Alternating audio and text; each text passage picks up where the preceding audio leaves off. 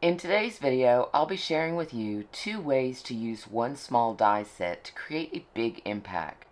The small nest is created as intended, but this larger nest here is extended to fit this perspective better. I'm going to show you both designs.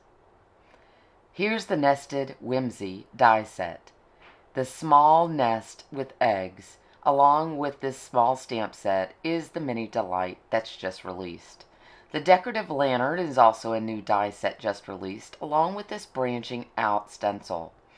We're going to start with the Branching Out Stencil today, and I'm showing you that this is the front of the stencil, and it can be used all different ways. I'm going to actually turn it over and use the back side of the stencil, because I want my branch to be down in this bottom right hand corner so that it will hold my nest just perfectly. I'm wanting a clean and simple card in this first design, just something to show off the nest as it is intended to be done. So in this first one, I'm masking off the areas of the branches that I do not want to ink so that we have just this singular branch down here on the bottom right. Now I'm using the Coffee Break collection. These 4 colors here along the top of the screen are perfect for getting multiple colors for a multed look in your branch to give it lots of definition. I'm starting with the mini ink blending brush, but I realized very quickly that it would be much easier to use the small ink blending brush to cover the branch completely with one color. So for the first base, I used that, and you can see how much quicker that was. Now I'll go in using the mini ink blending brush because I'm not going to want to ink it everywhere. I'm going to want to go in just in little areas and add just little bits of dark here and there, just to give it different depths along the branches. I'm going to be doing this a couple times with a couple of the different inks just to give us different depths and dimension so the branch seems to come to life instead of being one flat color. You'll have to forgive my voice today. I am a little bit under the weather, so I'm doing the best I can with my voiceover. I've missed a little bit of the branch down here, so I'm just covering that up really quickly. I think I like the way it's going to look just hanging over the edge, both along the bottom and along the side there. It'll give it a more free-flowing look the way the branch is not completely on the page. Now with this micro blending brush, I'm just touching here and there with a darker ink. I don't think I'll use the darkest ink today. I think this is going to be enough ink to give me my tones that I'm looking for. Here I'm going to go in with the small blending brush, and I'm going to add some blues to the sky. Now I'm having a little bit of trouble with my camera here, so please forgive the blurriness. But I'm going to go in, and all I'm doing is kind of going haphazardly, leaving white space, which is going to form the clouds. Just skip over areas, and that white area that you're leaving behind will magically produce the clouds in your sky. It's simple as that to create the background. Now for our second background, we're going to use this Better Press plate. This is a 5x7 plate. It's newer to the store, and I grabbed it as an item that I must have. And it was one I chose to work with because it's the very first 5x7 plate I believe I've ever seen. I'm going to ink it up on this vanilla cream cardstock from Altenew.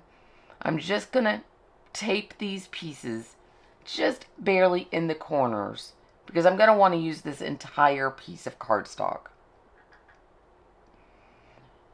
I will heavily ink those corners to make sure that those areas do not show in the final project, but I'm going to ink this plate up with 2 different colors from that same collection of inks used before.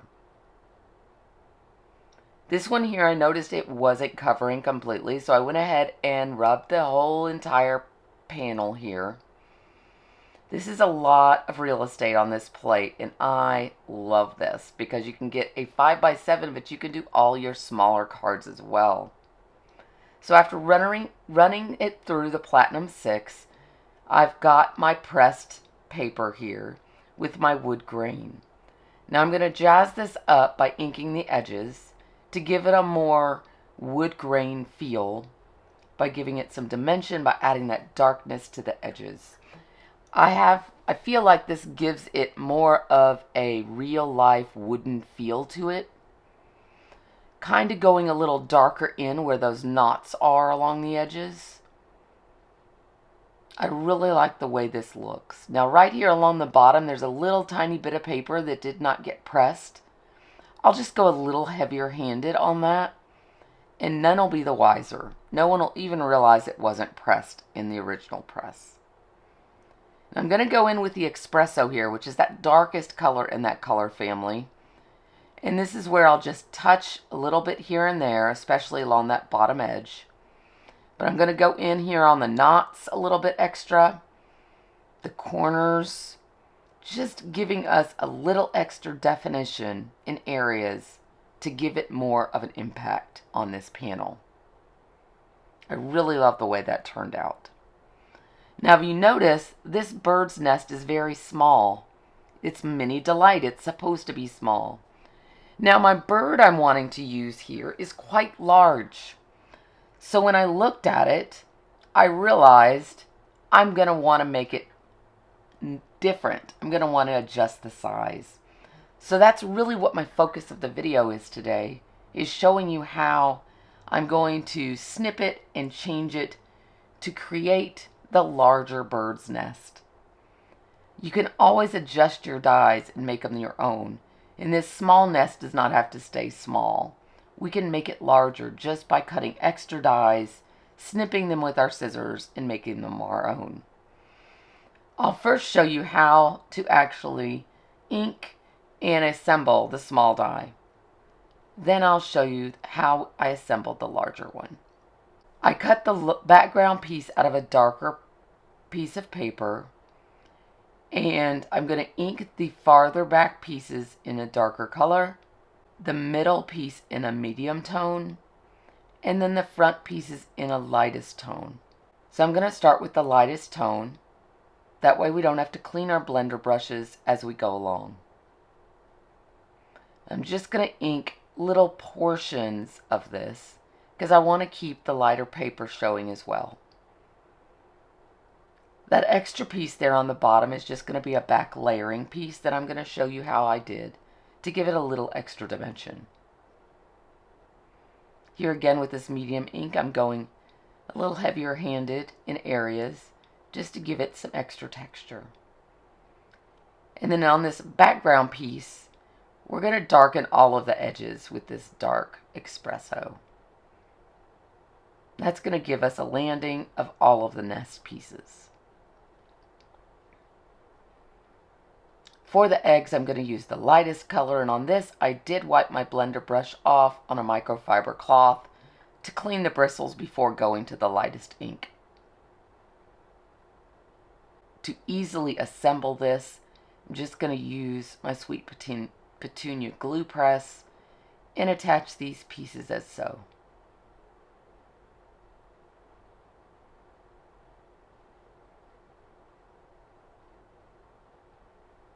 These last few pieces just go along the bottom. But for the last layer, I decided to add a background piece, a darker bottom piece, and I'm going to layer it and offset it just a little bit.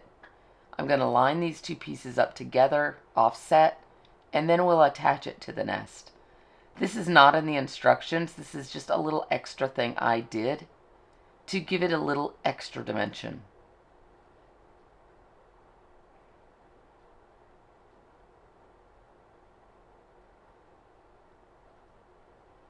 There we go. Now I'm going to just place my eggs inside the nest. I like to tuck them behind the little twigs a little bit, just to make it look more realistic. And there's our bird nest. I love how adorably cute that is. Now on this base, I am going to attach these bases and curve them slightly to give us our rounded bottom.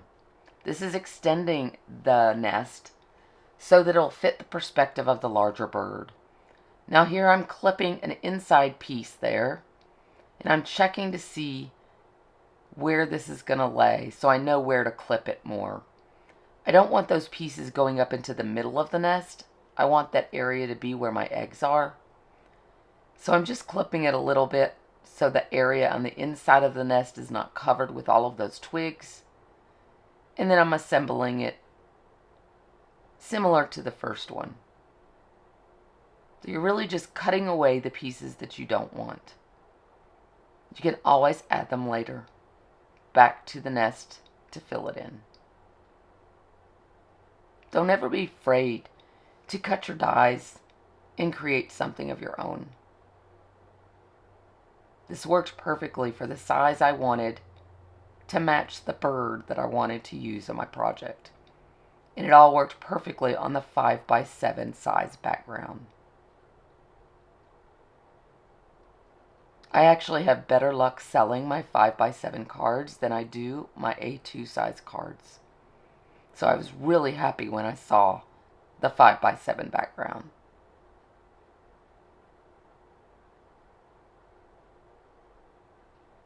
I'm just adding some little extra branches there from the ones I cut off. You can kind of fill in what's missing. Then I'm going to add these here to the bottom as well. All the rest of them will go to the bottom. But I'm going to offset them so we fill in everything. These are our lighter colors. I did pre-ink these before. I cut that out of the video to save time, so I didn't show you repetition.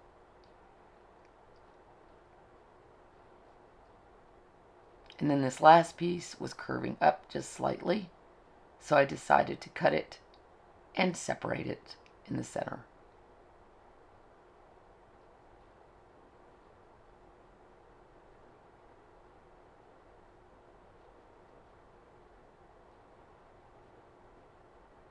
Now to cover the seams there in the middle, I remembered I had one more nest in here that I could use, so I grabbed out another nest and I decided to trim that off and use that piece to cover right there in the center. That one was not inked, so I just inked it real quickly just so it would coordinate, and then I was ready to glue it down. Perfect. Just what I was after. But there's our small and our large bird's nest. For this bird, I am going to show you how to do the keyhole design. This makes for attaching pieces and building these keyhole elements very easily, as you will see here. I have an arrow there in the center, that's your keyhole. And each of these pieces is going to line up on there. They're each numbered, starting with 1 as your base. This is piece 3. The tail piece was, of course, number 2. But the second keyhole piece is 3. Then this white piece is 4. And you just keep lining up that keyhole. And once it's lined up, it's perfectly coordinated where it needs to go. This one is piece 5. Here again, I'm going to line that up.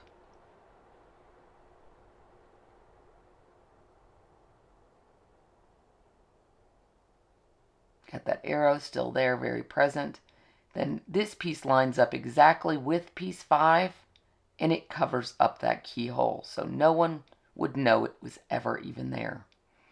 Then you have some embellishment dies here to add the beak detail, the eye detail, and of course, our legs to finish off our bird.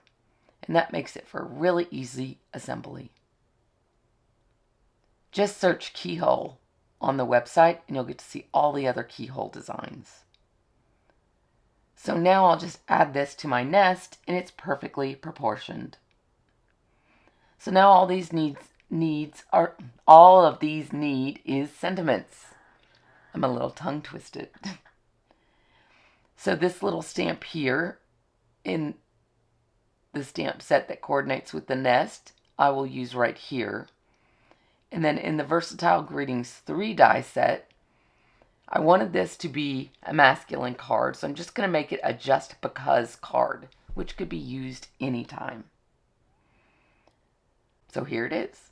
I did ink around the edges a little bit with Caribbean sky, so that's Arctic and Caribbean sky for the sky.